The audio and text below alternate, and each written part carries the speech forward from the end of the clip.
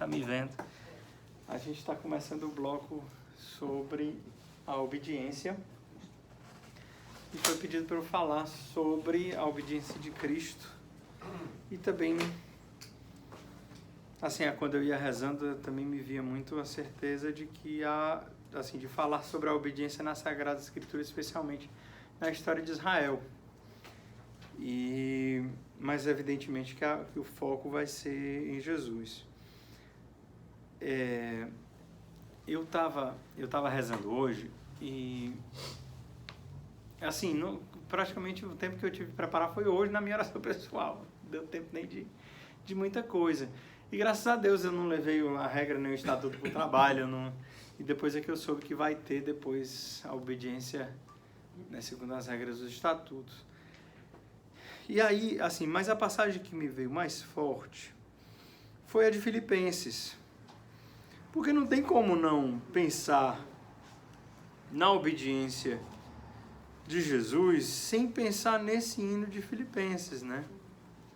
Que embora fosse de divina condição, eu vou ler aqui da Tebe, mas aí cada um acompanha na sua. Né? Filipenses 2, a partir do 6. Ele que é de condição divina não considerou como presa a agarrar o ser igual a Deus, mas despojou-se tomando a condição de servo, tornando-se semelhante aos homens e por seu aspecto reconhecido como homem.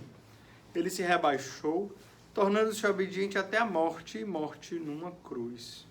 Foi por isso que Deus o exaltou soberanamente e lhe conferiu o nome que está acima de todo nome, a fim de que ao nome de Jesus todos os joelhos se dobrem nos céus, na terra, embaixo da terra, e toda língua confesse que Jesus Cristo é o Senhor, para a glória de Deus Pai. Essa passagem, ela é muito forte, porque ela mostra a obediência de Jesus e as consequências. Qual é a consequência última da obediência de Jesus? É a morte, e morte numa cruz.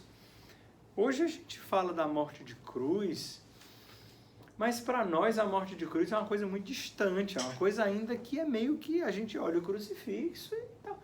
Mas a gente hoje, no mundo de hoje, a gente não consegue imaginar a crueldade no escândalo que era uma morte numa cruz. Você vê uma pessoa pregada no alto, sofrendo, gritando, pedindo para morrer, durante dias a fio, porque Nosso Senhor ele morreu rapidamente porque ele foi flagelado, mas a crucifixão, o crucificado passava dias lá em cima, pedindo para morrer e não morria de agonia. Então, não a rejeição à cruz de hoje, porque a gente diz, não, eu rejeito a minha cruz, é muito difícil abraçar a cruz, realmente é, porque a gente rejeita o sofrimento em geral.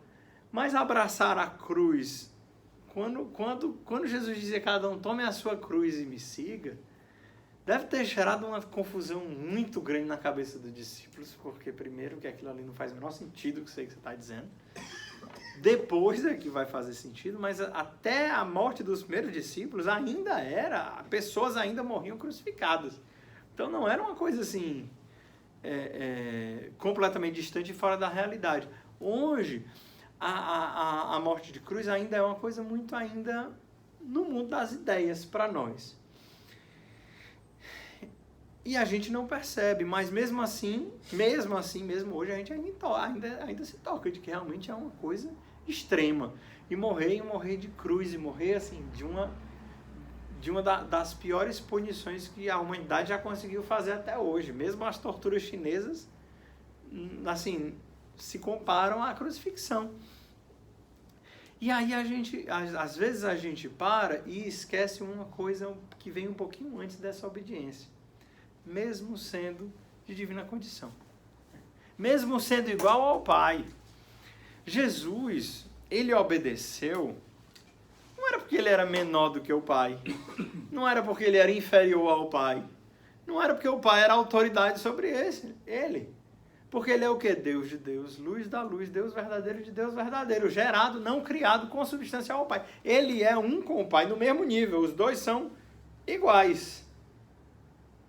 Mas ele decidiu obedecer. A obediência de Jesus não é por nada. É porque ele escolheu obedecer.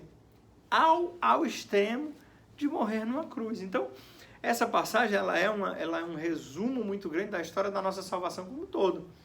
Porque, né, vem do próprio São Paulo, na carta aos Romanos, por causa da desobediência de Adão, o pecado entrou no mundo, mas por causa da obediência de Jesus, né, nós fomos salvos. Eu não vou saber citar exatamente a passagem, mas vocês sabem do que eu estou falando, né? Depois a gente pode reler o livro dos Romanos todinho, a carta dos Romanos todinho.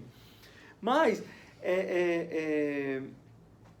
engraçado porque Adão não era de mesma natureza de Deus. Adão, criatura como era, consciente da sua dimensão de criatura, né? Tanto Adão como o próprio demônio, né? Consciente da sua condição de criatura, não aceitaram a obediência, rejeitaram a obediência, e por isso o pecado entrou no mundo. Jesus, Deus de Deus, a segunda pessoa da Santíssima Trindade, decide e escolhe porque Ele quer, sendo igual, decide a obediência. E a obediência de Jesus ela é muito concreta, ela não é a uma ideia ou imaginação que Ele tem da vontade de Deus, não. É da submissão que Ele tem aos homens, inclusive. Ele se submete a morrer do Pôncio Pilatos. Quem é o Pôncio Pilatos diante da segunda pessoa da Santíssima Trindade? Quem é? Entendeu? Mas ele se escolhe. Então, assim, uma das coisas que para nós eu acho que precisa acontecer enquanto consagrados, né? Eu digo consagrados porque está intrínseco na cabeça, né? Enquanto temos promessas diante de Deus, promessas de obediência, para nós, às vezes, a gente esquece essa dimensão de que nós obedecemos porque nós queremos, porque nós fizemos um voto, porque nós escolhemos obedecer. É muito mais fácil você colocar subterfúgio de dizer, não, eu obedeço porque a minha autoridade ele tem 20 anos de comunidade mais do que eu. E se ele tivesse 10 anos de comunidade a menos do que eu não ia obedecer, não?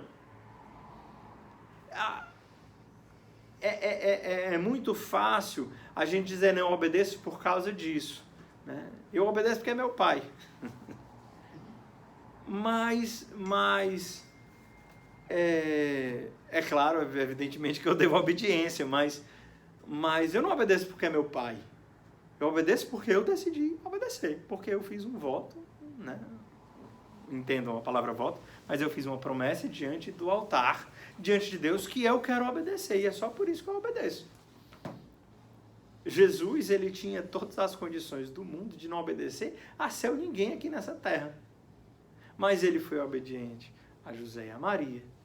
Mas ele foi obediente, inclusive, às autoridades terrenas que nem judeus eles eram, né? Jesus se submeteu ao julgamento injusto do Sinédrio, né? E o Evangelho de João todinho é meio que ele vai crescendo para provar que aquele julgamento do Sinédrio é errado.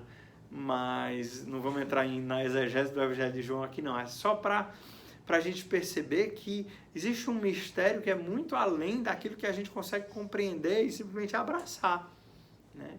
Eu me lembro, eu sou muito fã do bispo Robert Barron e ele falando assim, quando ele falava de cristologia ou quando ele falava da teodiceia, né, explicando o mistério de Deus, ele falava que às vezes os alunos deles, assim, I get it, né, assim, entendi, e imediatamente ele dizia, drop it, tipo assim, não, esquece, não é isso, se você acha que entendeu, você não entendeu, você está exatamente errado, né? Não tente pegar, né, não tente pegar, se você pegou, solte, porque o mistério da obediência ele vai muito, mas muito, mas muito além daquilo que a gente do que a gente acha que vai um dia entender. Mas o mistério da obediência é um mistério de salvação. Jesus viveu na obediência dele, inclusive passando pelo sofrimento, ele viveu ali na obediência um mistério de unidade ao Pai que nós mesmos jamais íamos conseguir se ele não viesse e se encarnasse. Então o mistério da obediência, isso aí o Padre Raniero Catela-Messa vai dizer que a obediência ela é ao mesmo tempo uma ordem e um dom. A obediência ela é uma ordem, diz, faz, né, é preciso ser feito, mas ao mesmo tempo é um dom.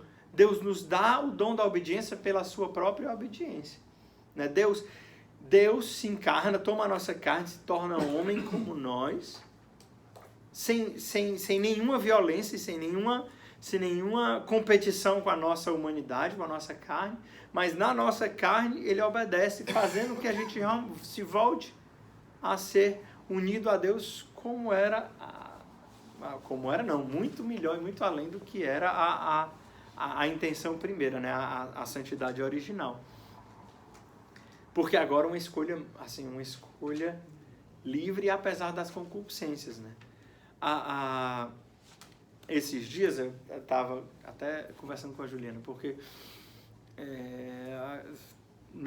eu fiz os exames de sangue, meu colesterol deu mais alto, eu vou começar a ter que fazer exercício, fazer dieta e não sei o quê.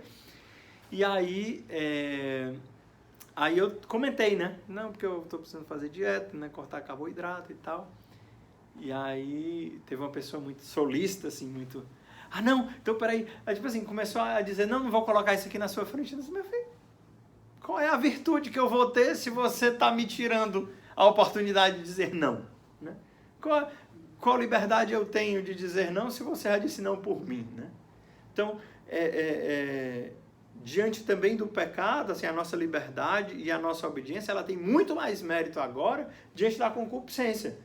Porque diante de nós agora é sempre nos apresentado o bom e o mal, né? Assim, a ciência do bem e do mal.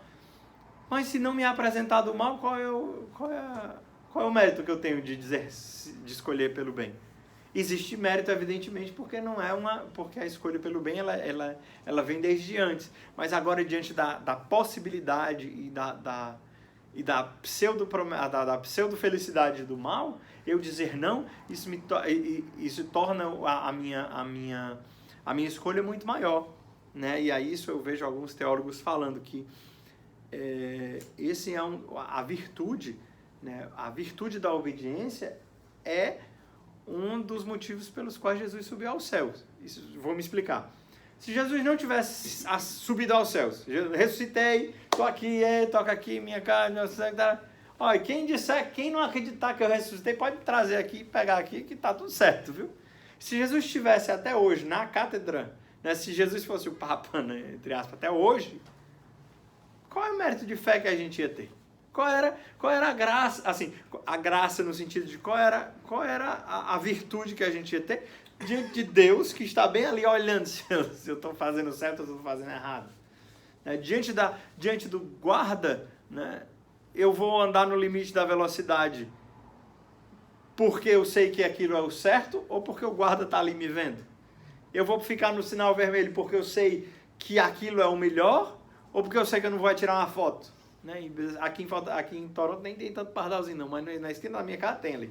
Lawrence Kill tem, de vez em quando eu vejo umas fotografias lá. Mas, diante do perigo de ser punido, qual mérito eu tenho? Né? Então, Jesus foi ao extremo na liberdade dele, porque ele não tinha menor necessidade de obedecer a quem quer que fosse. Né? Eu fico, às vezes, me admirando diante desse mistério terrível, porque não tem outro nome, de Jesus diante de Pilatos. Rapaz, ele é Deus, cara. E ele se calava, né? Você está dizendo isso de você mesmo ou foram outro que te disseram? Até ali Jesus está querendo evangelizar, Jesus está querendo tirar ali né, até daquele que né, nenhuma noção da salvação tinha, e Jesus está ali, né, tentando salvar. Então, assim, Jesus, ele nos traz e nos oferece um mistério de salvação que é muito além daquilo que a gente consegue viver. Mas ele se apresenta a nós aqui. E aqui na nossa vida concreta, a gente precisa aprender a viver e a se submeter e a tentar se unir a Deus através da obediência, aqui também através de pessoas que são, entre aspas, muito inferiores a nós. Não estou dizendo que o formador comunitário, que o responsável local, o coordenador apostólico sejam inferiores a nós. Estou dizendo que é igual, é meu igual. Né? O Regis, responsável local, morou comigo aqui em Toronto, eu era a autoridade dele. Aí brigava, todo dia eu achava ruim, porque o resto acordava assobiando. Eu tinha o maior abuso do mundo daquilo, e brigava, nem sei se ele contou essa história, mas todo o abuso que eu tinha daquele resto assobiando, todo dia de manhã lá na casa do Frank. Mas... ele assobia ainda? Não, né? Ele acordava assobiando. É obediente, ó. Desde esse dia ele tá... Ele já se toca aqui. Mas assim, mas o Regis é a minha autoridade. E eu escolhi obedecer o Regis. Por quê? Porque ele é o cara? Não deixa de ser o cara, né? Eu admiro muito o Regis, de forma nenhuma. Mas, assim, é uma escolha. É uma escolha. E essa escolha é uma escolha de salvação.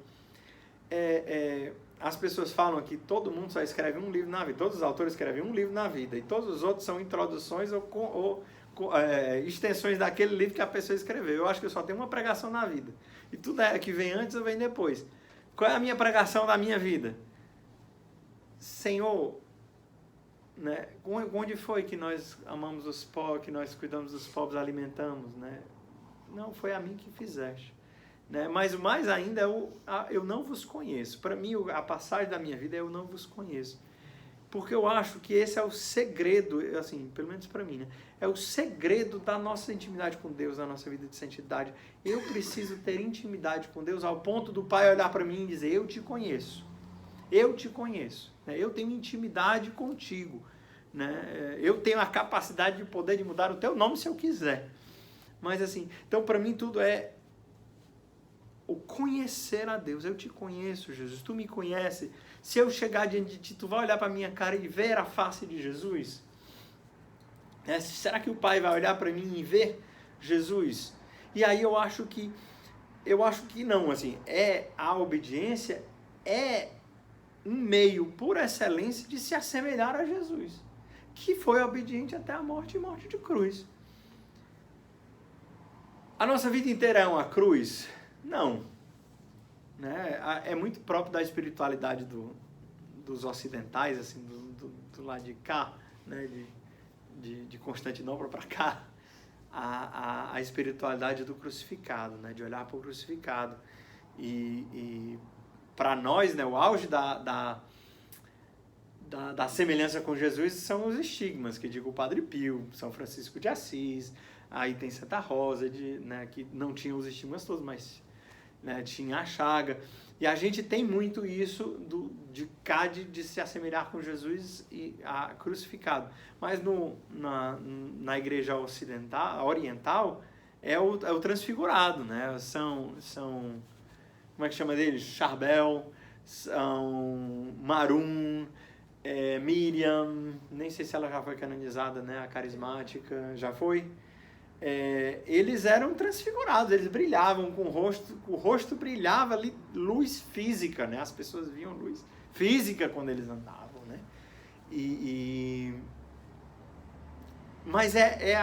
Mas ambos os lados, o que gira em torno da espiritualidade, o que é o auge da espiritualidade é a semelhança com Jesus. Independente se é o crucificado ou se é o transfigurado, é a semelhança.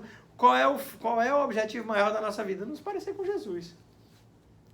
Se a gente vai parecer com Jesus programador, ou Jesus engenheiro, ou Jesus psicólogo, ou Jesus, seja ele como for, mas é o Jesus ministro da paz, né, que é como nós, Shalom, devemos ser, Deus vai achar o caminho para nós, né? Deus vai achar um caminho. Mas esse caminho da obediência é um caminho ótimo. Mas assim, e aí no concreto da nossa vida é engraçado, porque às vezes a gente escuta, eu já falei isso, eu acho que já falei inclusive aqui na célula. Às vezes a gente fica assim, mas eu queria tanto saber a vontade de Deus para a minha vida. O sino é a voz de Deus. Já ouviram isso na reciclagem? Todo mundo. O sino é a voz de Deus. O sino é a voz de Deus? Se você não escuta nem o sino, como é que você quer escutar a voz de Deus para o seu discernimento de seja lá o que for? E qual é o sino para a gente, maioria, comunidade de aliança aqui? 7 horas o sino toca. Todo dia, toda terça-feira, 7 horas o sino toca para a gente. E qual é a nossa disposição de estar realmente às 7 horas na hora que o sino toca? Porque são coisas simples. Estar na missa, entre aspas, na missa certa, na hora certa. assim, a missa na hora certa, o mandamento da igreja não tem nada que, né, guardar domingos e festas, sou eu que estou dizendo, nem a regra, nem o estatuto, tem que estar na hora da missa. Mas ir para a missa da São Mateus ou na missa na Saint-Clair, estar na sexta-noite lá na adoração na Saint-Clair, é o sino. Mas se na minha vida não tem um esforço de obedecer aquele sino ali, que é muito concreto, eu sei onde é que Deus me quer na terça-feira, 7 horas da noite. Aqui. Mas, assim, entendem o que eu estou querendo dizer? Eu não estou querendo ser moralizante, não, porque eu sou o que mais chega atrasado aqui. Né? Assim, vocês sabem, eu vivo faltando e essa humilhação profunda está dizendo isso. Porque vocês sabem, vocês são meus irmãos, vocês estão vendo que eu me esforço muito, mas não consigo. Não consigo. Mas eu sei que o meu coração quer estar aqui. Porque o meu sino, a minha voz de Deus está me dizendo, terça-feira, é aqui que é para eu estar. Nem sempre eu consigo. Mas Deus sabe o desejo do meu coração de estar aqui. Então assim, meus irmãos, Deus utiliza até das pregações para humilhar a gente, né? Então vamos continuar. Mas o que eu quero dizer é que às vezes a comunidade nos dá coisas muito concretas para que a gente faça a vontade de Deus. E às vezes a gente quer transformar a vontade de Deus numa coisa que é extraordinária. Quando a vontade de Deus e a obediência à vontade de Deus, ela é muito concreta. E é muito simples. Abre os estatutos e lê, tá lá, pronto. Entendeu? Então, é verdade que existe um desejo muito grande no nosso coração, que Deus colocou no nosso coração, do grande. Né? O martírio, nosso coração anseia pelos altares. E isso é bom. Mas o anseio pelaquilo grande, ele vai começar na minha diligência na hora, no meu desejo de estar ali, de coisas simples, né? Seja a missa. A gente nem tem tantos compromissos assim. Nós realmente a gente tem o nosso apostolado, mas não é a nossa missão de Toronto, não é a missão de Fortaleza. Eu me lembro que no tempo que eu morava em Fortaleza, eu estava no Shalom todo dia. Era todo dia. Tinha célula, tinha ministério, tinha célula 2 vezes a semana, tinha o ministério, tinha a missa, tinha aconselhamento, tinha coisa. Não era não. Formação pessoal. Todo dia estava lá. Aqui a gente não é tanto assim, né? Assim, eu particularmente, e eu agradeço, assim, sinceramente, assim, muito fraqueza da minha parte, eu agradeço a Deus, porque hoje eu acho que eu não tenho condição. Eu estou tendo condição de ser fiel, nem é isso aqui. Mas assim, Nosso Senhor não nos pede tanto. Assim, eu tô exagerando. Eu acho que eu não estou exagerando. Deus não pede tanto assim, como Ele pede a gente de outras missões. Mas hoje, aqui, é isso que Deus nos pede. E aí, às vezes, a gente vai... mas isso é tão pequeno. É tão pequeno, mas... Aí é de novo aquela coisa. Isso aqui é um Pôncio Pilatozinho, que vai me matar. Que tem o poder de me matar. Mas eu escolho me submeter a esse Pôncio Pilatozinho. Bem pequenininho, que é uma questão de horário. É não jantar para vir para estar aqui na hora da célula.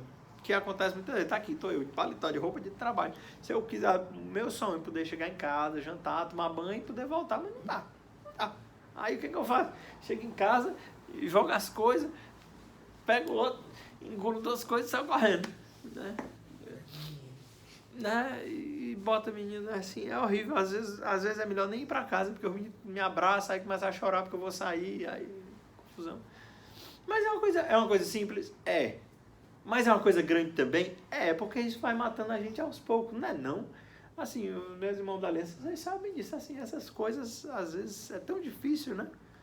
Mas assim, eu acho que é uma sabedoria de Deus a gente perceber que isso coloca Deus diante de Pôncio Pilatos, você vai ver que um Pôncio Pilatos não é nada, mas um Pôncio Pilatos teve poder de matar, né, de mandar matar Nosso Senhor. Então, né, aquele jantar que eu gostaria de sentar, respirar, comer, tomar do banho, na terça-feira eu não vou poder. Ou nos outros dias, né, que nem todo assim, tem apostolado, grupo de oração, né. Então, Jesus como modelo na nossa obediência, se a gente colocar isso em perspectiva, eu acho que isso muda muita coisa em relação à nossa vida, porque realmente são coisas que são menores do que nós, que podem nos matar, no sentido, às vezes, assim, não literal, porque aqui ninguém vai morrer verdadeiramente, mas a gente vai morrendo aos poucos, cada dia, né? Não vou tomar banho e jantar tranquilamente para poder chegar na hora da célula. Eu estou dando o exemplo da célula porque eu só tenho esses poucos exemplos para dar. A célula, a missa, né, e o apostolado, e aí a coisa na sexta-feira. Mas aí, se Deus quiser, as nossas sementinhas, elas vão crescer como semente, como fermento na massa, que ninguém vê, que é só uma pitadinha, mas faz a massa inteira crescer, né? Como o sal, que é só uma pitadinha, mas dá gosto à comida inteira, né? E essas comparações de Jesus, elas são muito concretas na nossa vida, que as pequenas coisinhas da nossa vida, os pequenos sims e os pequenos nãos que nós vamos dando, elas vão fermentando a nossa vida inteira.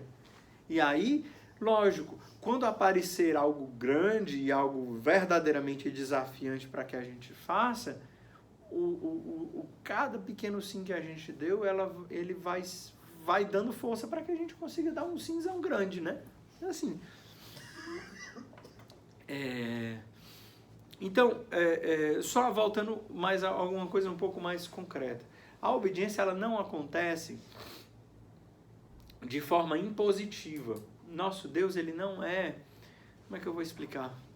Deus não compete com a nossa natureza. O que eu quero dizer com isso? Que Deus, ele nunca fez, não faz e nunca fará tomar a nossa vontade e suplantar a nossa vontade. A figura da sarça ardente. Deus se manifesta através de uma sarça, né, de um arbusto pegando fogo. Mas aquele fogo não consome aquele arbusto. Porque Deus não compete com a sua natureza. Ele não precisa destruir o arbusto para se manifestar. Da mesma forma, na nossa vida, Deus não nos destrói para que nós nos tornemos Ele, né? Para que nós nos tornemos um sinal visível dEle. Passa pela nossa vontade, passa pela nossa vida. Por isso que a própria inspiração da palavra de Deus, a palavra de Deus, ela é inspirada, ela não é ditada. Nós não acreditamos que a palavra de Deus, ela foi ditada palavra por palavra, né? Deus não estava, o Espírito Santo estava soprando. Vai lá, escreve aí, Paulo. Eu, Paulo, a Timóteo... Não foi, né? A palavra de Deus, embora São Paulo estivesse ditando, Deus não estava ditando no ouvido de São Paulo para que São Paulo ditasse. A inspiração passa por Paulo, né? Por isso que a gente acredita que ele vai dizer, né? O pessoal de Roma está saudando vocês. Dá um abraço aí no Tito, no Timóteo, manda um abraço pro pessoal aí. Isso é a palavra de Deus e isso é inspirado, né? Sinal muito concreto do amor fraterno entre os irmãos. Mas o Espírito Santo não estava soprando no ouvido do Paulo para dizer, ei, manda um abraço aí pro Timóteo, né? Aquele abraço. Ei, manda ali aquele abraço, né? Não é aquele negócio, ei, Paulo, escreve uma coisa aí para a gente botar na Bíblia. Tá, então aproveita e entrega aí pro Filemão, que quando vocês forem, você entrega aí pro Filemão aquele bilhetinho pro Filemão, que foi para a Bíblia. Meu Deus do céu, na palavra de Deus, eu tenho certeza que São Paulo nunca imaginou, e aquele bilhetinho que ele mandou pro Filemão na prisão, saindo da prisão, ele ia estar hoje como palavra inspirada, né? Mas Deus sabe nos mistérios que ele vive. Então, assim, por que eu disse tudo isso? Porque nunca na nossa vida, até a gente morrer, até a gente chegar nas sétimas moradas, nunca vai ser obedecer vai ser uma decisão fácil. Nunca na nossa vida aceitar se submeter aos Pôncios Pilatos vai ser uma coisa, eu estou feliz, eu aceito, né? Uma explicação que o Padre Maria Eugênio deu da união da vontade. Eu já devo ter dito, eu já repeti isso 1 milhão de vezes, mas eu vou dizer de novo. Beato Maria Eugênio do Menino Jesus, muito feliz dizer Beato, já está canonizado, São Maria Eugênio do Menino Jesus. Ele deu um exemplo, uma pregação que eu ouvi dele, tão legal, foi assim, vale estar escutando a voz de um santo, né? Então, antes de João Paulo II ter sido canonizado, né? Agora já pode ouvir um santo aí bem fácil. São José Maria Escrivá também. Mas enfim, ele estava falando o seguinte, qual era a explicação dele da união da vontade? Ficou muito simples, ele disse assim, eu vi aquele noviço, cabisbaixo, estava assim meio pelos cantos, não sei o quê. Cheguei lá perto dele e disse, tá difícil a vida, né? Pois tá um pouco difícil. Tá com saudade da família, dos parentes, dos amigos? Isso aí tá sofrendo um pouco, né? Tô sofrendo por causa disso. E o apostolado, como é que tá? Padre, tá dando nada. Nada acontece nesse apostolado. E é ruim, você gosta desse apostolado? Padre, para ser sincero, eu não gosto não. Eu não gosto não, mas é a missão que me foi dada, eu estou abraçando e eu estou tentando fazer o meu melhor. É mesmo. Quer dizer que assim, os aspectos da tua vida, e a vida de oração, como é que você está? Está rezando? Deus está falando? Padre, sim, a gente reza, né? Mas assim, Deus falar, assim, mais ou menos, né? E, assim, mas vem cá, aí o Padre Maria Eugênio virava para essa pessoa, mas então por que você não vai embora? E aí o noviço, não, vou embora por quê? A vontade de Deus que eu tenho aqui. Então, esse era o exemplo de união da vontade para o Padre Maria Eugênio. Por mais que tudo aquilo tivesse ruim, nada está dando certo, a oração não está dando certo, o apostolado não está dando fruto, mas a convicção e a certeza de que a vontade de Deus é que eu esteja aqui, dava força o suficiente para que o cara continuasse. A união da vontade não é um repouso místico no espírito onde eu perco toda e qualquer força de vontade e a vontade de Deus passa a se acontecer na minha vida automaticamente. Não é assim. A união da vontade é eu tenho a minha vontade unida à vontade de Deus. E eu sei qual é a vontade de Deus? Que eu esteja aqui. Então eu quero, então é isso que eu quero também. Então a minha vontade está unida à vontade de Deus. É isso. A união da vontade é isso. É porque Santa Teresa lá nas Quintas Moradas, ela vai descrever o êxtase que ela teve como a graça iniciante da união da vontade dela, um repouso no espírito todinho ali que você vai ver. Mas é uma graça sobre... Ela falando, você fica sem ar. Eu não sei você, mas... Eita! Eu nunca rotei isso aí, não. Mas porque ela foi Teresa. Porque a Teresa é Teresa. O jeito dela. É o jeito que ela viveu, né? É o que... Santa Teresa d'Ávila vai descrever o início da contemplação como que dilataste o meu coração. Santa Teresa d'Ávila é um rio caudaloso que cai em cima dela e ela se deleita, e aquilo ali é o início da contemplação para ela. São João da Cruz, o início da contemplação é onde é que te escondeste, amado, e me deixaste com gemido. Como um servo fugiste, havendo-me ferido, saí por ti clamando e era já ido, cadê tu, homem? Mas os dois estão descrevendo a mesma coisa, o início da contemplação. Por quê? Porque o caminho de crescimento na vida espiritual é único para mim, para você e para a Teresa, né? Eu fiquei meio escandalizado de um pessoal aí, uns católicos que eu vi no Facebook outro dia, se autodeclarando nas terceiras moradas de meu filho. Seu filho, você não entendeu nada. Porque, como eu já tinha falado em outros lugares, né? O Castelo Interior ele não é um mapa, eu não estou aqui. O Castelo Interior é um GPS, você está indo para lá, é nessa direção aqui que você vai. Então, a pessoa se autodeclarar aqui, ela está perdida, literalmente, ela está perdida. O caminho de cada um é um, né?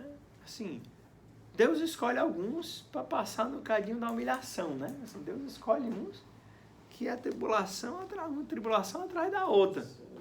Para outros, eu também acho que eu estou nessa aí. Mas nem para todo mundo é assim. E Deus sabe o que Ele dá para cada um, né?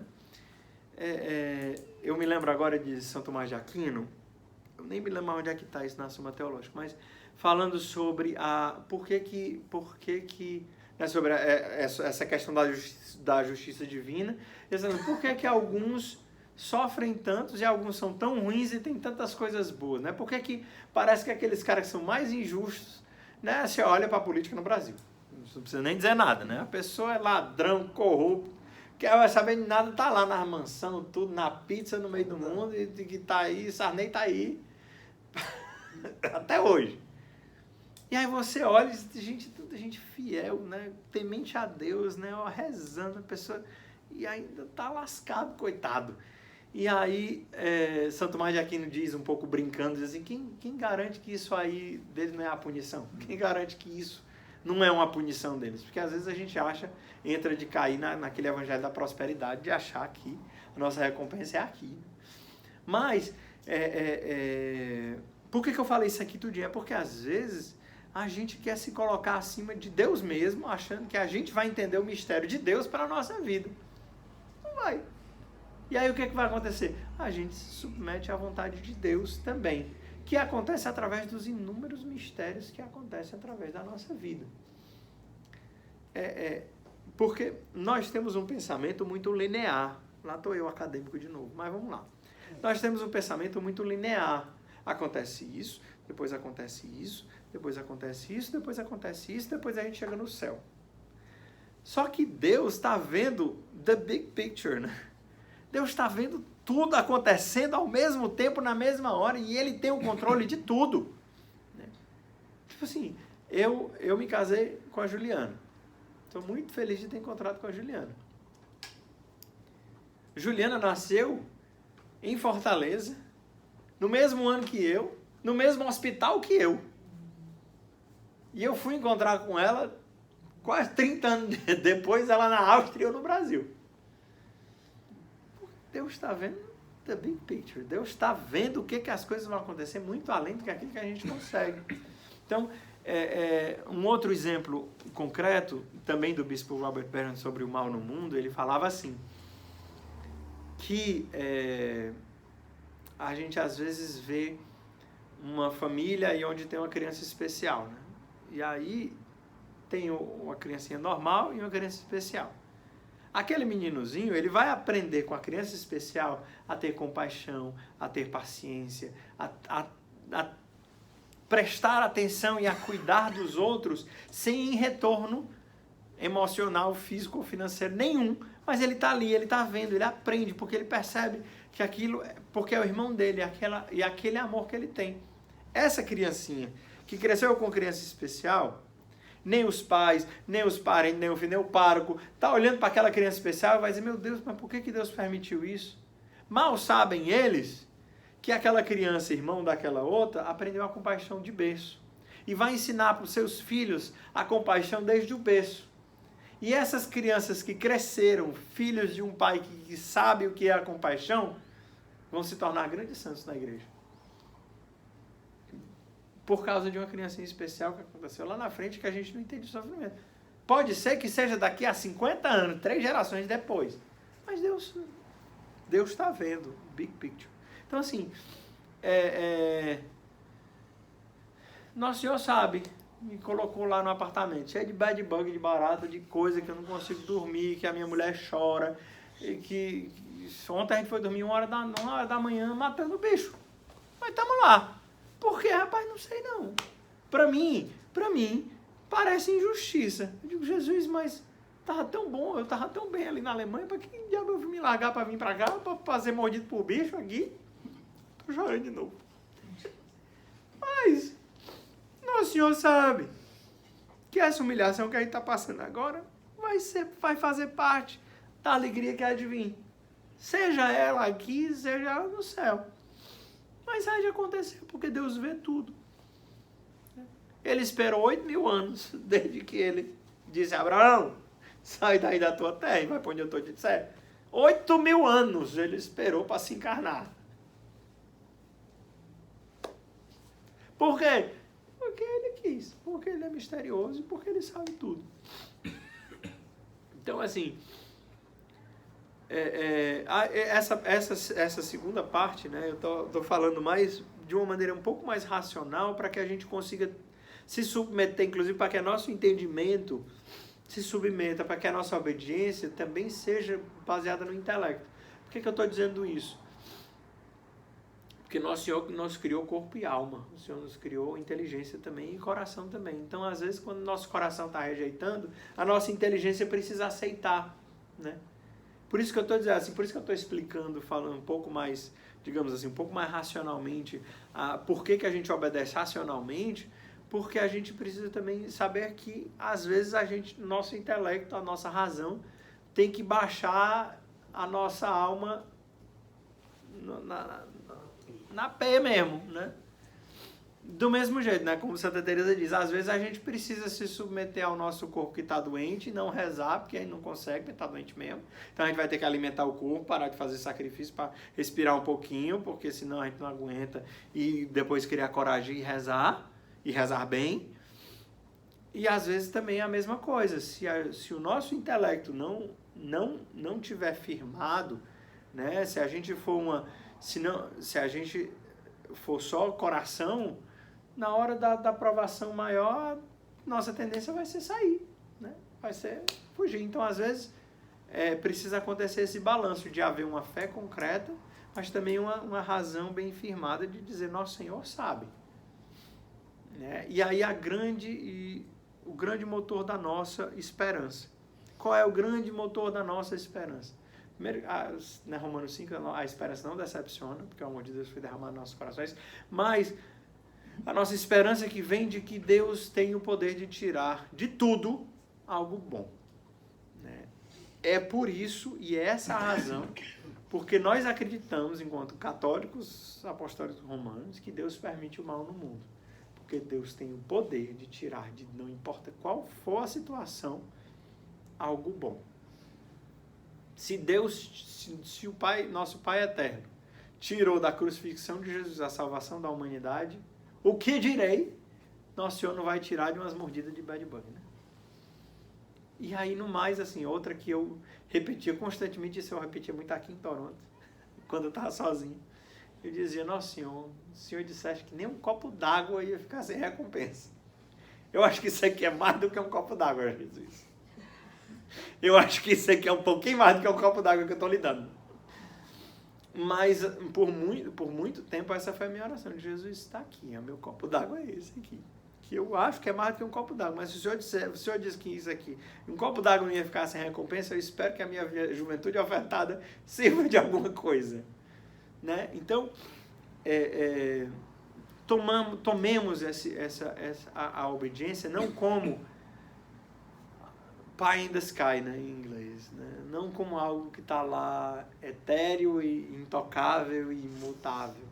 A obediência ela se dá em coisas muito concretas, na nossa fidelidade à célula, na nossa pedido de dispensa ao formador comunitário, nessas pequenas coisas que acontecem e que essas coisas vão nos fazer cada vez mais próximos de quem é Jesus, e para que o Pai possa olhar para nós hoje e dizer, eu vos conheço, porque você parece com meu filho, você obedeceu como meu filho, eu conheço você, eu sei quem você é. E quando isso não for motivação suficiente, que o nosso intelecto, né, lute e humilhe a nossa alma e o nosso coração até ele entender de que isso é verdade e que isso é a melhor parte. Amém. É isso. Rezem por mim. Em nome do Pai, do Filho e do Espírito Santo.